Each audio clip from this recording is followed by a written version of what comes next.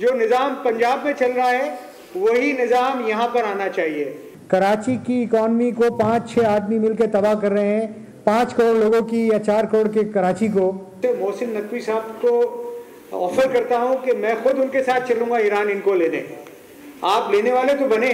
और इसमें हमारी फील्ड मार्शल का बड़ा रोल है, बट अगर ये वहाँ पर बैठ के काम होता रहेगा और उस पर एक्शन नहीं होगा तो हम और आप सब सवाल करने पे हक बजाने पे। पंजाब जैसा निज़ाम कराची में होना चाहिए, लाहौर इस्लामाबाद में भत्ता नहीं तो कराची में क्यों? मोहसिन नकवी भत्ताखोरी में मुलव्वस मुल्ज़िमान को लेने ईरान चलें, हम साथ जाने के लिए तैयार हैं।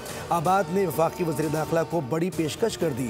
चेयरमैन आबाद हसन बख्शी ने प्रेस कॉन्फ्रेंस में सवाल किया कि कराची में लोग मारे जा रहे हैं, माल जा रहा है लेकिन सब खामोश हैं। भत्ताखोर रकम की मुंतकली के लिए अपने बैंक अकाउंट नंबर दे रहे हैं, भत्ता किस्तों पर भी लिया जा रहा है।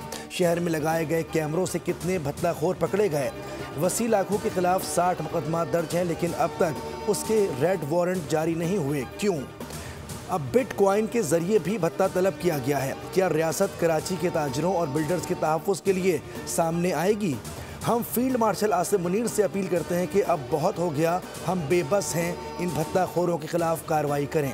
15 जनवरी तक कार्रवाई ना हुई तो कारोबार बंद कर देंगे।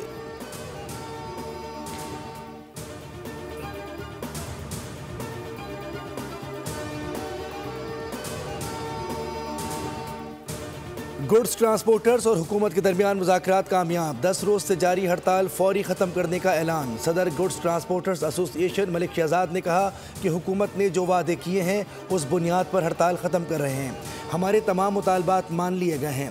गुड्स ट्रांसपोर्टर्स की हड़ताल से कराची बंदरगाह पर काम बुरी तरह मुतासर रहा था।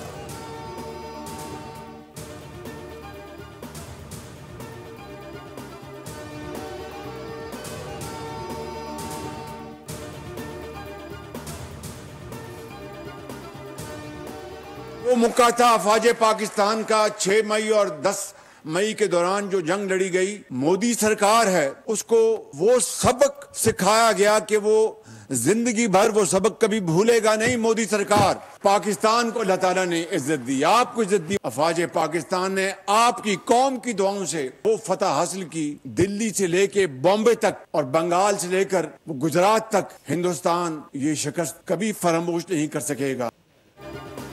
पाकिस्तान ने भारत को जो मुक्का मारा वो मोदी क़यामत तक नहीं भूलेगा। अफवाज पाकिस्तान ने 6 से 10 मई तक मोदी सरकार को तारीखी सबक सिखाया। आलमी सतह पर पाकिस्तान की इज्जत और तकरीम में इजाफा हुआ। वज़ीर आज़म शहबाज शरीफ का यूनिवर्सिटी ऑफ हरीपुर में लैपटॉप तकरीब से खिताब, कहा कि दिल्ली से मुंबई और बंगाल से गुजरात तक भारत ये शिकस्त नहीं भूलेगा। खैबर पख्तूनख्वा के अवाम गयूर और बहादुर हैं, दहशतगर्दों के खिलाफ अवाम ने जानों के नजराने पेश किए। खैबर पख्तूनख्वा के अवाम की बदौलत मुल्क में अमन कायम हुआ।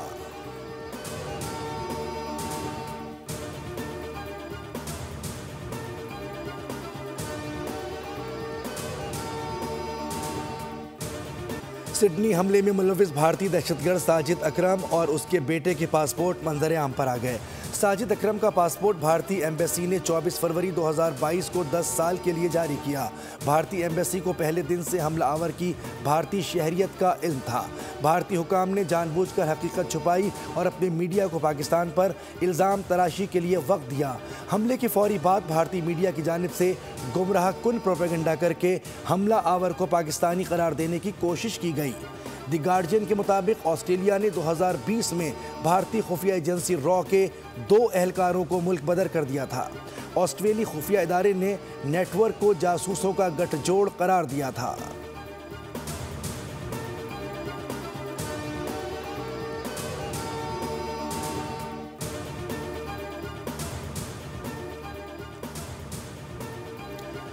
भारत ने जो झूठ बोला उसको मुंह की खानी पड़ी। भारत को शर्म से डूब जाना चाहिए। भारत दहशतगर्दी में मुलविस है, हमने इसका भरपूर मुकाबला किया। भारतीय पुलिस के डीजी ने कहा कि सिडनी हमले में मुलविस हमारा शहरी है। वज़ीर इत्तलात अता तारड़ की प्रोग्राम बोल आदिल अब्बासी के साथ में गुफ्तगू, कहा कि सिडनी हमले में मुलविस मुलजिम 1998 में ऑस्ट्रेलिया गया और 3 बार भारत वापस आया। हम आज भी दहशतगर्दी का मुकाबला कर रहे हैं।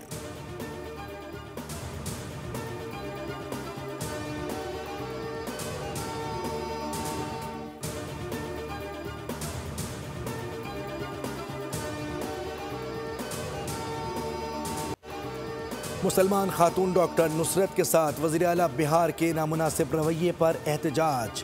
वज़ीर आला की जानिब से हिजाब खींचने के वाक़े के बाद मुतासरा खातून डॉक्टर सदमे से दो चार। बिहार हुकूमत की मुलाजमत करने से इनकार कर दिया। कहा कि वज़ीर आला बिहार के नामुनासिब रवैये ने मुझे ज़हनी अजियत से दो चार किया।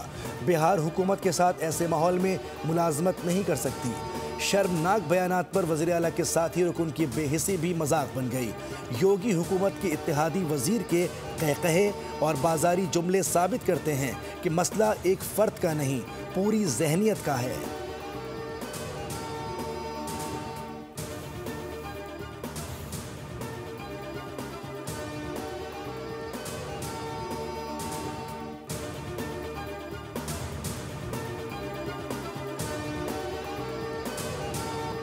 इमरान इस्माइल और अब मज़ीद और लोग जो है इसके अंदर आ गए हैं, जिसमें काफ़ी और सीनियर्स हैं जो कि मेरे ख्याल से एक आध दिन में मैं उनका नाम भी अनाउंस कर दूंगा। हमें मुल्क के बेनिफिट में देखना है। बैरिस्टर गौहर के बड़े करीबी दोस्त हैं, उनके पास जाते आते हैं, उन्होंने मुझे बताया कि लिए वो कहते हैं कि मैं जो एफर्ट कर रहा हूँ, मैं चाहता हूँ बैकग्राउंड में बैठ के भी काम करूँ।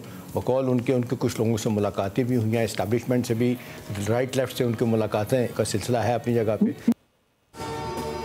तहरीक इंसाफ के साबिक रहनुमाओं का मिशन मुफाहमत। महमूद मौलवी का प्रोग्राम न्यूज़ पंच में बड़ा इंकशाफ। बोले मुझ समेत फवाद चौधरी, इमरान इस्माइल और दीगर बड़े नाम मुफाहमत की कोशिशों में शामिल हो गए हैं। सियासी मुफाहमत ही मुल्क के लिए बेहतर है। बोल न्यूज़ के सीनियर तज्ज़ियाकार एहतशामुल हक ने बड़ी खबर देते हुए कहा, चेयरमैन बैरिस्टर गौहर बैकडोर मुज़ाकरात कर रहे हैं और कोशिश है कि अगले हफ्ते बहनों से बानी PTI की मुलाकात करवा दी जाए।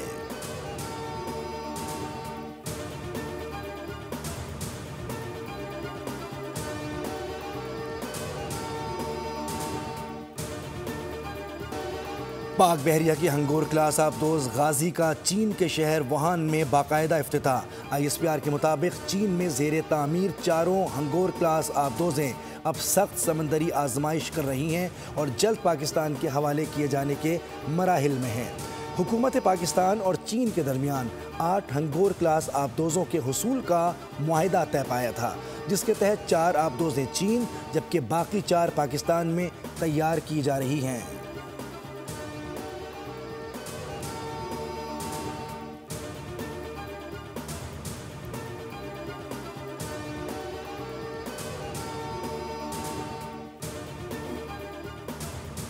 से अभी कल जो %.5 कम हुआ तो 10.5% हो गई, लेकिन ये फर्दर कम होना चाहिए। हमारी डिमांड इंडस्ट्री की भी यही है और हुकूमत की ख्वाहिश ये है कि सिंगल डिजिट में आए ताकि ग्रोथ बढ़े। हुकूमत भी शरह सूद में मजीद कमी की ख्वाह है। चाहते हैं शरह सूद सिंगल डिजिट में आए ताकि माशी शरह नमो बढ़े। वफाकी वज़ीर सरमायाकारी कैसर अहमद शेख की बोल न्यूज़ के प्रोग्राम व्यापार में गुफ्तगू।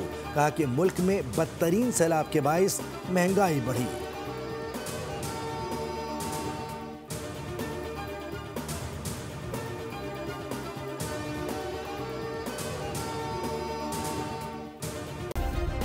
सब्सक्राइब करें और बेल दबाएं ताकि कोई खबर रह न जाए।